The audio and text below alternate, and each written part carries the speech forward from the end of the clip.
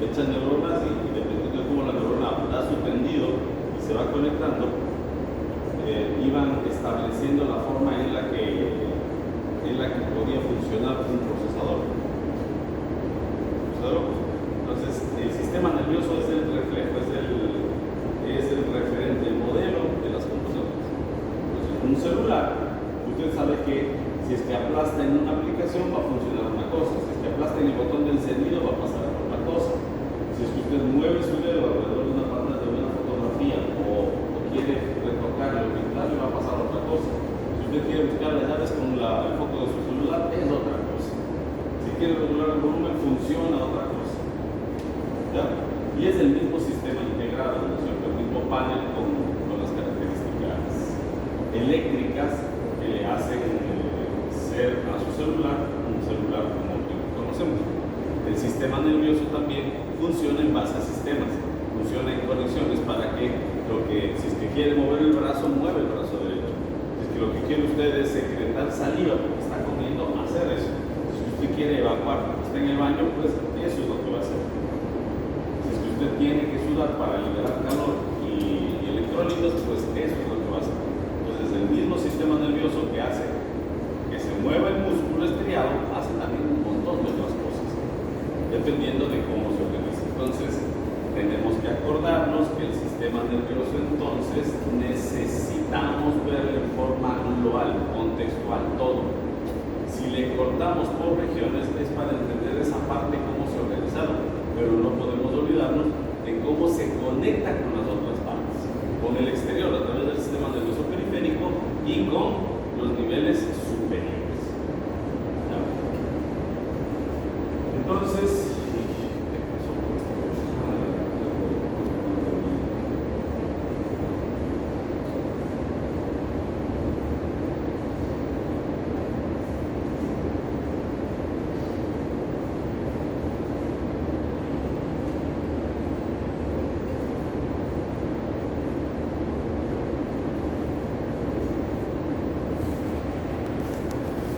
vemos acá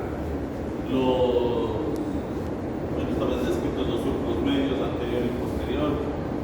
Miren cómo esta es una gran rendija, ¿no? Miren acá, en cambio tenemos una línea muy delgada y se puede ver un trazado que viene a separarse, que es el punto en donde hay glía y un poco de vía madre, genera una especie de una suerte de tabique. ¿Se acuerdan que había una línea limitante externa que se formaba por ascocitos? Para los histólogos incluso comentan que no debería ser considerada una prolongación de vía madre, sino simplemente una extensión de la lámina limitante externa formada por ascocitos. De aquí podemos ver también un poquito de los surcos intermedios posteriores. ¿Ya? Vemos los surcos posteriores. Acá ustedes pueden ver estas fibras de acá, son las raicillas que están llegando al surco. Acá el surco colateral anterior, vemos las raicillas, ¿sí? Cordón lateral, cordón anterior, cordones posteriores. ¿Listo? Ya, la sustancia gris, aquí noten ustedes que está pálida, ¿cierto? Es un preparado coloidal, pero acá se invierte en los colores. Al igual que sucede con la mielina, pero no estamos en una tinción purpúrea, sino que la vemos más bien marrón. Y miren ustedes que igualmente se ve la sustancia blanca oscurecida y la sustancia gris pálida. ¿Ya? Bueno, entonces nos quedamos con esa noción que ustedes ya conocen. Y alguien me podría decir en este momento, con lo que sabemos, ¿a qué nivel corresponde? No podemos, ¿no es cierto? Lo que sí sabemos es que estas astas, las posteriores, suelen ser más delgadas. No tenemos ninguna referencia, pero siempre las astas posteriores tienden a ser delgadas.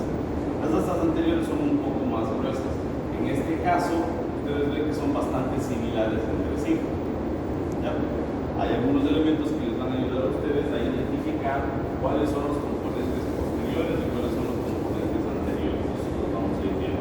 La tendencia es que las astas anteriores sean un poco más grandes, los surcos posteriores sean bien definidos y los anteriores queden borrados por las fibras que están saliendo para formar la raíz anterior. ¿Okay? Después de mencionarles eso, Entonces, vamos a ver qué características podemos encontrar en la sustancia blanca, en los núcleos, en la sustancia gris, en los núcleos, que nos puedan orientar a identificar los diferentes niveles. Entonces, miren, de un mismo preparado estamos sacando una serie de cortes, ¿sí? Estos cortes han sido teñidos de un color, pero han sido preparados con una serie de filtros para que tengan un aspecto, no es una coloración en este caso. ¿Sí? Vamos a ver. Ustedes pueden darse cuenta, son cortes medulares, pero tienen diferentes segmentos, diferentes formas. Entonces, ¿cuál es la base de este asunto? Usted puede observar en Snell y le van a dar una serie de niveles, ¿no? Vamos a hacer cortes a nivel coxigio, a nivel sacro, a nivel lumbar bajo, lumbar alto, torácico, uno solo, cervical y cervical bajo, cervical alto. Si ustedes revisan VAR, tiene el nivel sacro, el coxigio les dice que es lo mismo, no le paramos mucha bola, vámonos a nivel lumbar, que es uno solo, le hacemos torácico bajo, torácico alto, si hay cambios, cervical bajo, cervical alto. ¿Sí? Nos vamos a Carpenter y en cambio hay ahí minucias, ¿no? Vamos a hacer cortes a nivel coxigio bajo, mismo del sacrocoxigio, etc. Pues, ¿qué quiero decirles con esto? Que hay muchos investigadores o varios textos que van a seleccionar diferentes formas de cortar el cordoncito, cortar la salchicha. ¿Cuál vale? Cualquiera de ellos. Lo importante es que le encontremos sentido a las funciones que cumplen a través de los cortes que seleccionamos. Entonces, los cortes que vamos a usar son los que pertenecen al texto de Barr. ¿Sí? Barr. El sistema nervioso humano de Barr. Pero lo vamos a manejar a través de un manual que ya se les va a socializar. Como yo le decía al doctor Padilla, yo pensaba que ustedes eran tan emprendedores que ya habían llegado con sus compañeros de semestre superior y ya se habían hecho del material, y por eso nadie me pedía. Yo les decía, les voy a pasar algo, les voy a pasar el play. ¿Detento? Nadie me dice nada. Siempre en los otros segmentos, no va a pasar nada, por favor, no hay problema. En la semana de examen, ¿será que pasa las de los pasa con muchachos nuevos? Entonces, si es que no es el caso y en realidad necesitan el manual, avísenme por favor a través de su compañero para pasarles por los servicios de la plataforma. Y de esa manera ustedes tengan el material que vamos a ver aquí listo para que ustedes puedan estudiarlo. La doctora ya llegó, doctora Estela, por favor. Entonces, lo relevante es que en esta primera escaneada veamos diferentes cortes que nos permiten ver que hay diferencias, ¿no? Hay diferencias importantes en el aspecto. ¿Sí? Y cada uno va a ser relevante. Entonces, dependiendo de los cortes que seleccionemos,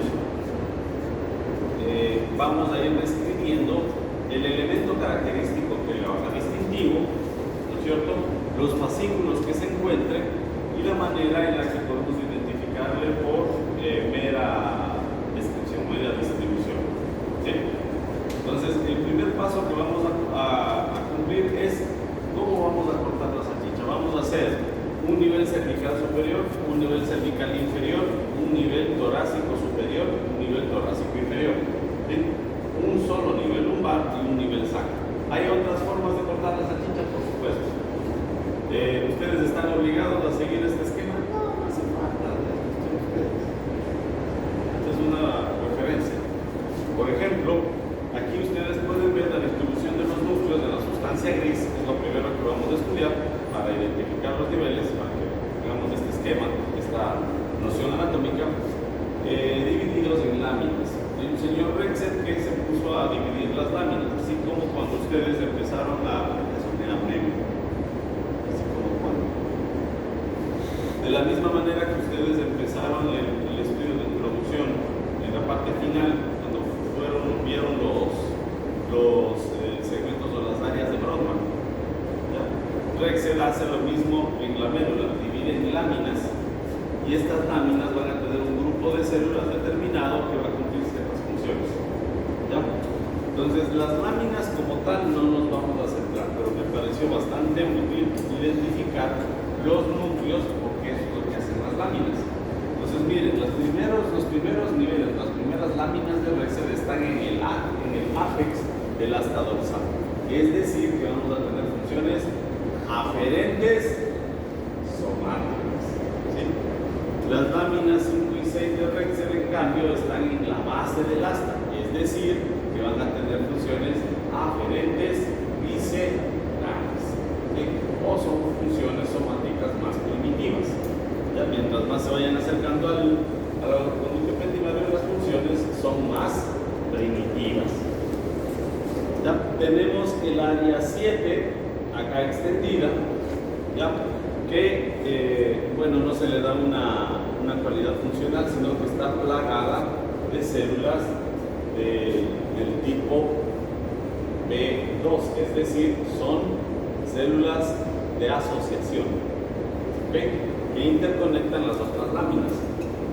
Vemos el asta, la base del asta ventral en esta esquina, y podemos saber que el área marcada ahí como 9, que también se ve acá y se ve acá, ¿sí? Van a tener funciones. Primero, la que se encuentra en la base va a tener funciones eferentes viscerales, ¿sí? Y las más distantes van a ser de tipo eferente somático. Hay una cosa importante que hay que tomar en cuenta. La lámina eferente visceral o el núcleo eferente visceral no lo vamos a ver en toda la médula, ¿no es cierto? El eferente visceral es la representación del núcleo autónomo. Entonces, ¿dónde los vamos a ver? Los encontraremos a niveles cervicales,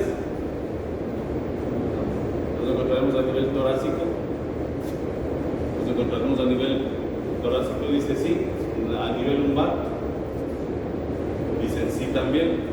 A nivel sacro, también. ¿Por qué?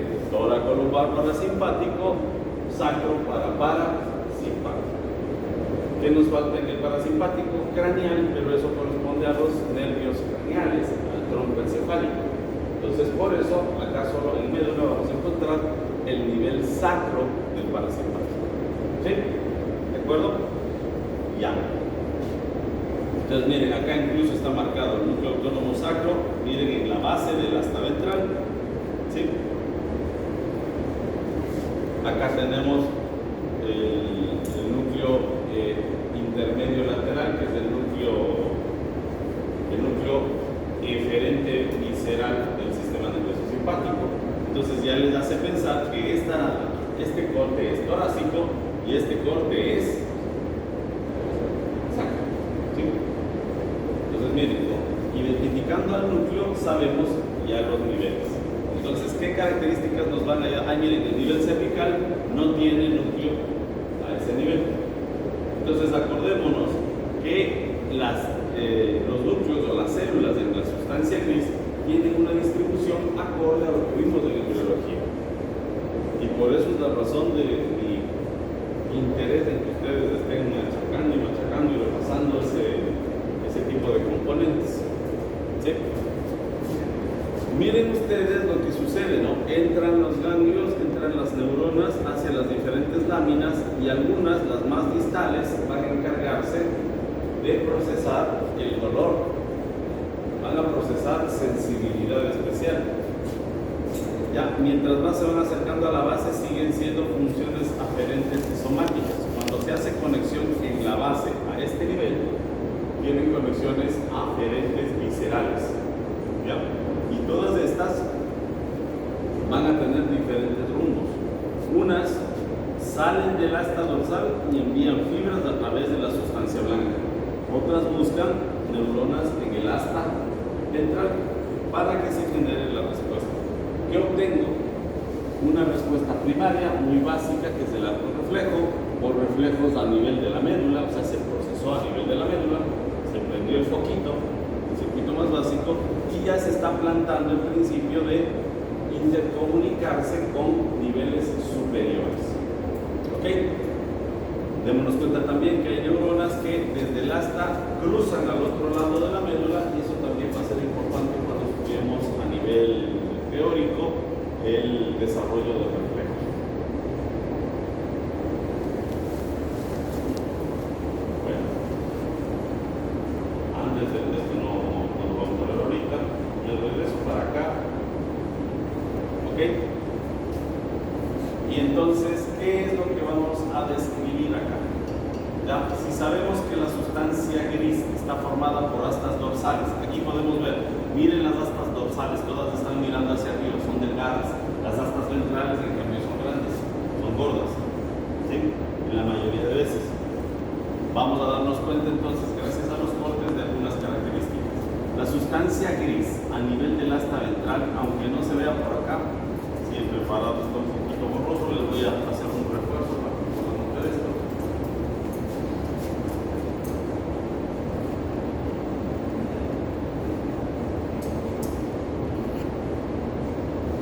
Ahí están las astas ventrales.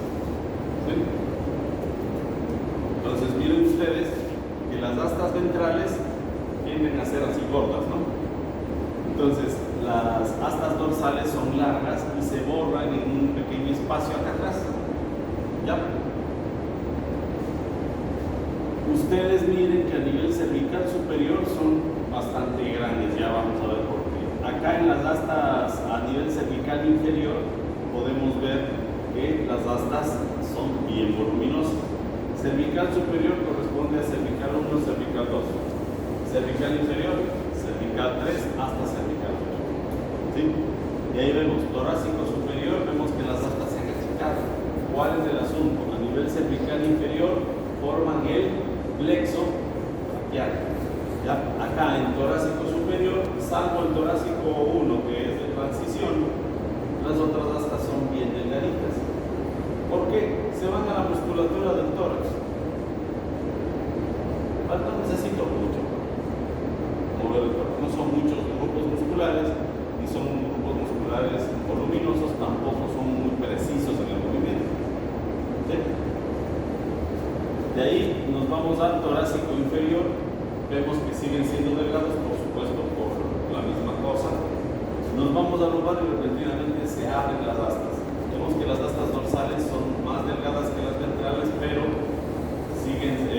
son bastante voluminosas de todos modos. Y vemos que las astas ventrales son muy llamativas.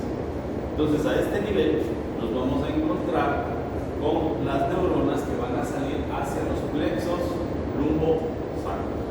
Y las astas dorsales son más delgadas que las ventrales, pero son gruesas igual porque están recibiendo la sensibilidad de los miembros inferiores. ¿Sí? Entonces encontramos correspondencia con estas características y las formas. Nos vamos a nivel sacro y les decía yo cuando veníamos a nivel sacro que se le describe como que tiene mucha sustancia gris, es voluminosa, es abultada y hay poca sustancia blanca. Pero la realidad es que el nivel sacro es más chiquito. Entonces usted, si es que le comparan las astas dorsales y ventrales, en realidad lo que pasa es que tienen mucha menos sustancia gris. ¿Ya? Y la sustancia blanca es casi nula. ¿Por qué? Los niveles sacros son para el área perineal. De parte de función esfinteriana, algunas características importantes para nuestra especie. ¿Sí? Pero no que requieren de mucha precisión, sino más bien de mucho instinto. Para ir al baño no necesita una capacidad exquisita para manipular sus evacuaciones. Entonces lo que sí necesita son unidades de núcleos que le ayuden a hacer eso. Entonces lo que tiene es sustancia gris escasa, sustancia blanca escasa, son áreas pequeñitas, pero en aspecto se le ven más voluminosos. Entonces, si nos acordamos todo lo que hemos dicho, vamos a ir viendo qué es lo que encontramos. Hay núcleos que están presentes en todos los niveles y hay núcleos que van a estar presentes solamente en ciertos niveles. ¿Ya?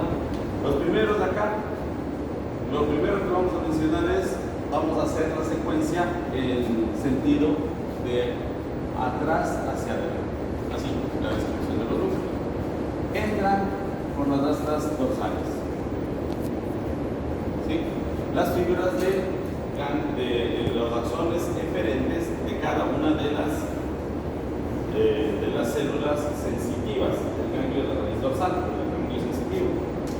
Entonces, esas neuronas van a entrar por el surco posterolateral.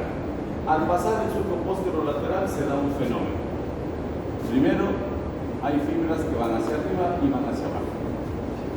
Eso forma en este punto un área que no tiene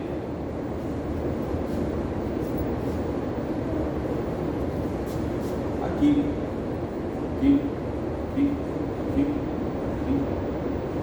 se forma por las fibras que suben y bajan un área que no tiene núcleo. O sea, está entrando por la sustancia que es, pero yo les dije que es medio pálido porque al inicio no es un núcleo, es un fascículo. Ya, este fascículo se llama el fascículo intersegmentario de Lisabo.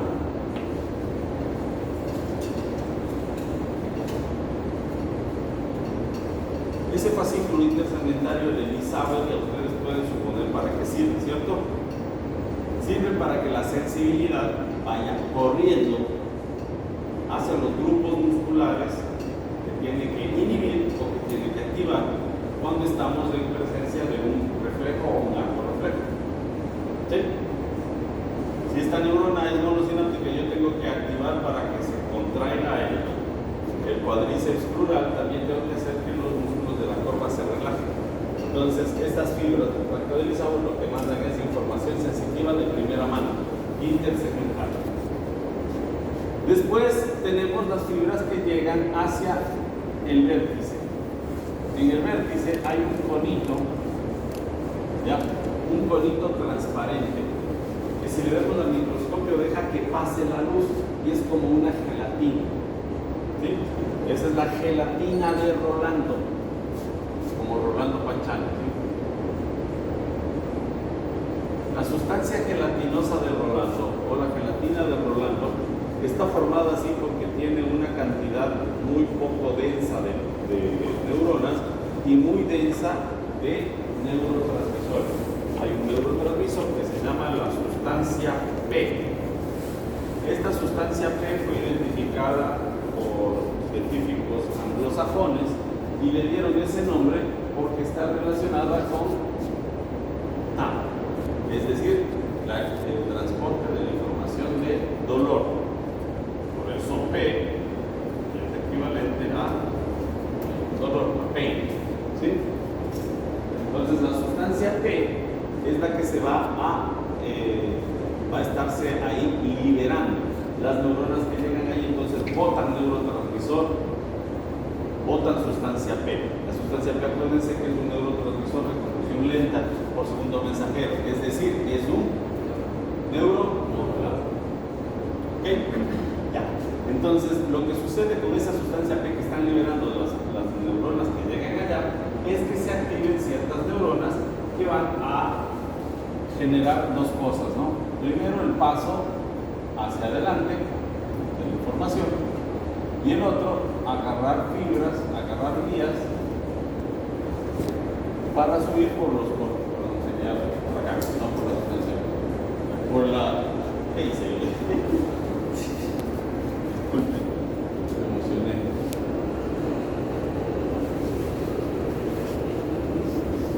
Agarrar fibra y subir por la sustancia blanca. ¿Sí? Entonces ya encontramos células, neuronas que van a generar fascículos que van a ascender. ¿Ya? Entonces, a este nivel, en la sustancia gelatinosa tenemos neuronas de dolor. ¿Ok? El dolor, la percepción térmica y el tacto empiezan a fusionarse para ir en una vía común. Y esto sucede porque después de lo que acabamos de ver, acordémonos que está subiendo la información.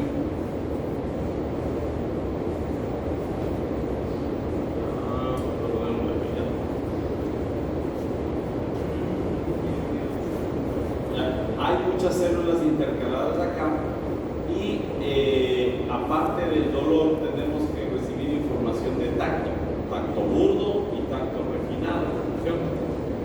¿Ya? Entonces, vamos a ver que muchas de las fibras que tienen este tacto refinado, lo que hacen es agarrar esto y subirse de una. O sea que el axón eferente de acá se vuelve una cosa larga que se busca un nivel más alto. ¿Sí? ¿Eso por qué sucede?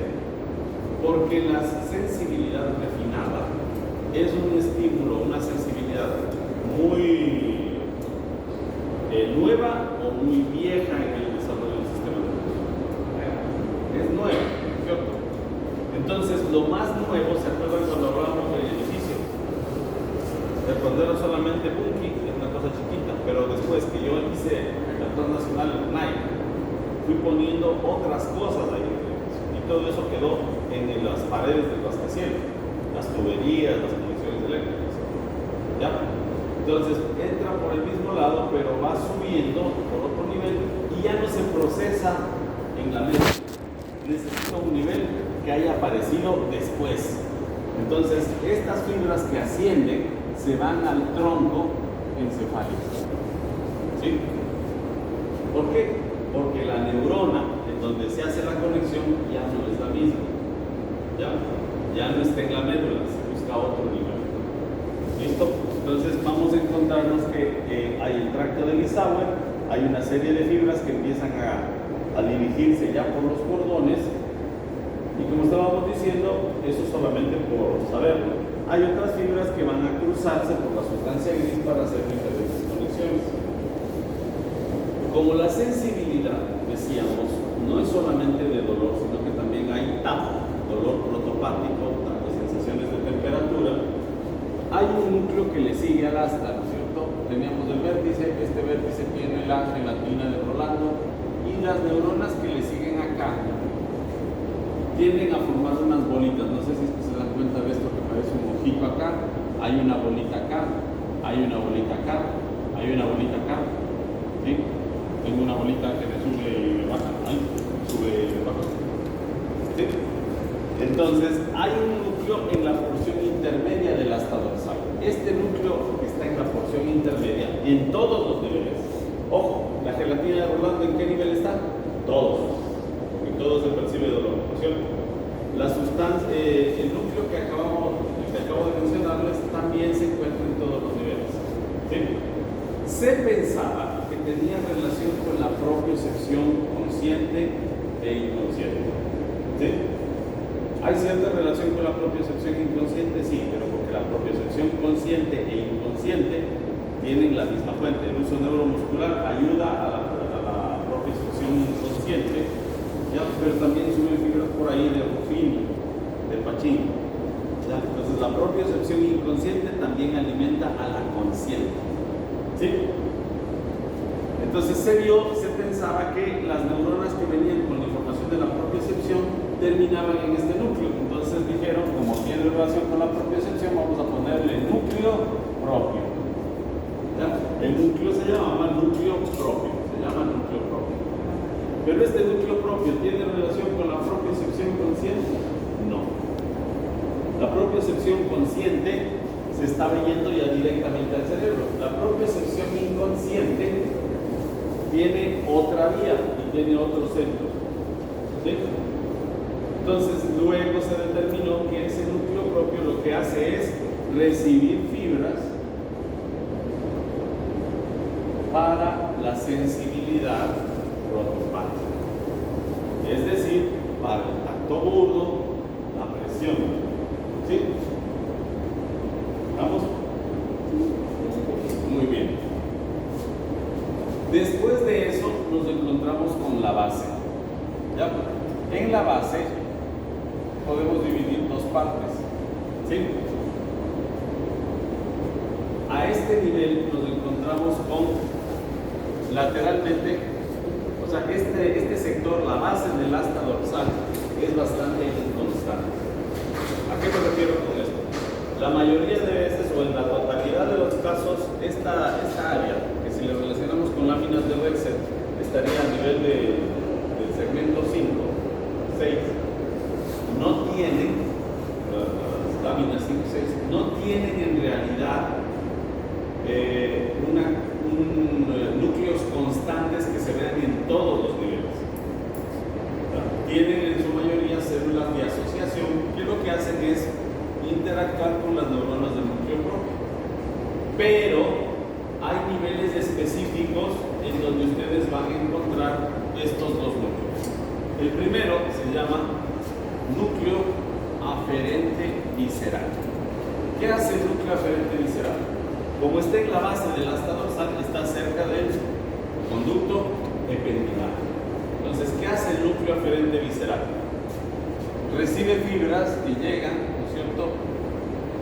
Pueden llegar a la sustancia gelatinosa y mandarle acá la información, o puede directamente llegar de la tripa y alcanzar este nivel. Digamos que su estómago se ha distendido, ¿sí? Usted estaba con hambre, ¿sí? Comió y siente llenura. Esa sensación de llenura no solo la percibe usted es consciente de cuando se le llena el estómago, que le duele, que siente el agotamiento. Pero al distenderse las fibras, así como hay fibras conscientes que por tacto visceral llegan por el núcleo propio. Estoy empujando de más.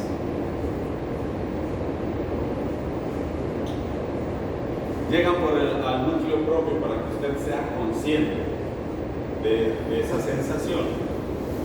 ¿Ya? El núcleo propio, si es que lleva TAP, quiere decir que recibió la información de sensibilidad, pero de ahí tiene que buscar cómo llega a su cerebro para que usted sea consciente de la sensación. ¿Sí me explico eso? ¿Cierto? ¿Sí entendemos? ¿Entendimos? ¿Entendimos, doctora Dana? ¿Qué? Parébola. ¿Qué dije? No. ¿Qué acabé de decir? O sea, hasta donde yo le entendí es que pueden llegar hasta el propio mismo la aferente visceral. O también. No, estamos hablando de otra cosa. Pero eso sí Si es que no captamos la idea, enseguida pregunte, pero si es que nos dispersamos, empezamos a desarrollar vacíos y ahí la cosa se complica muchísimo. Ahí se les empieza a hacer complicado hacer eso. Vamos, a ver, decíamos, teníamos el núcleo propio que llevaba información de la sensibilidad del tacto, ¿no es cierto? Ya. Incluye algunas fibras de dolor, fibras de la sensibilidad térmica. Esto tiene que viajar de alguna manera al sistema nervioso central, porque usted es consciente cuando se quema o cuando está sosteniendo su pancito recién salido del horno, ¿cierto? Su sensibilidad de temperatura, cuando agarra un hielo con la mano. Usted es consciente, pero todo eso también es susceptible de ser procesado en la médula. Por eso es que hay reflejo, ¿no es cierto? Usted suelta el hielo si le duele mucho, antes de percibir usted que hay dolor por el frío del hielo. O si es que agarró el pan muy caliente, hay la respuesta incluso antes de que usted concientice el dolor. ¿Sí? Entonces, eso se da porque su cerebro, porque hay una respuesta medular, pero también pasa la información para que usted concientice lo que está pasando. ¿Sí?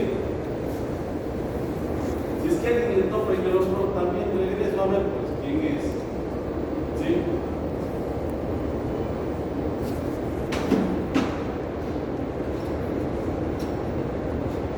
Por efecto del estímulo.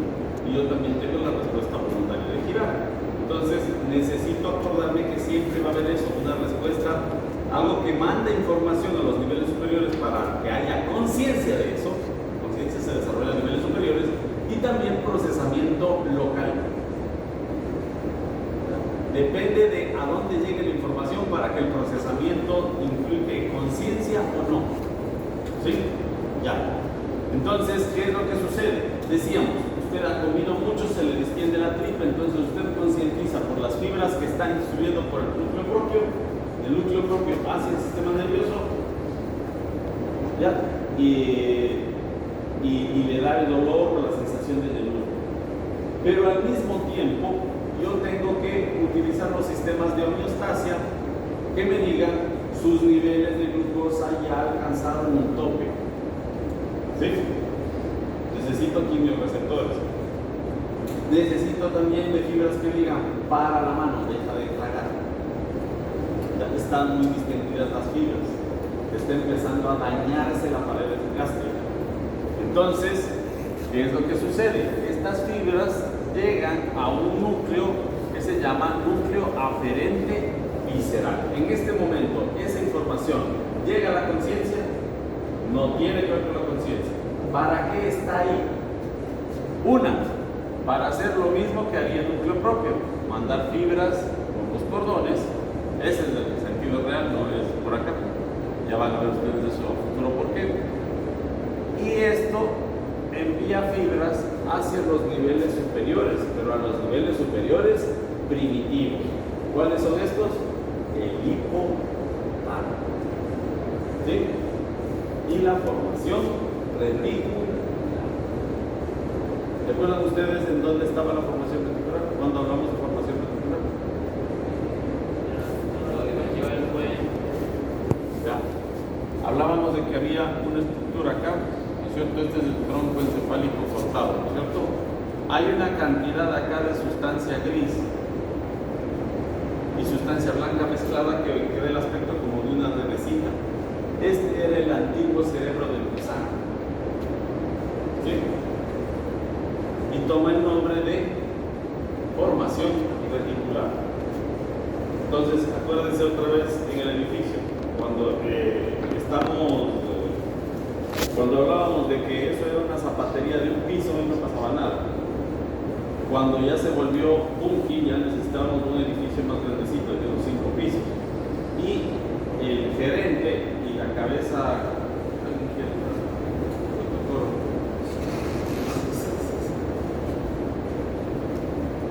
Entonces, perdón, iba a la igualdad, doctora, ya. Pero no es de esas ideas. Usted apoya la cabeza de ese. Usted sí se va a dejar cuidar uno. Ve bien eso. Uno se levanta y ya habla la cosa. Díganme el viejo tradicional, pero a mí también me parece chévere. No sé, ¿les gusta la tradición? No les gusta porque viene con eso.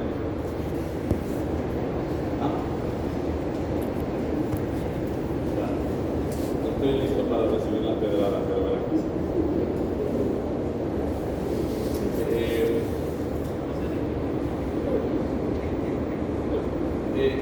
¿A las mujeres les gustan los hombres infieles?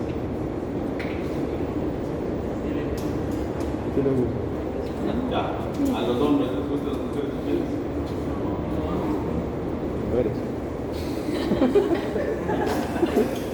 Principios de eso. La mujer, ¿ya? Busca el mejor exponente para la concepción de su criatura, por la cual tiene que demandar cuidado por un tiempo mínimo de 6 años, hasta que la cría nazca y, entre comillas, pueda valerse por sí misma. ¿Sí? Entonces, ¿qué es lo que sucede?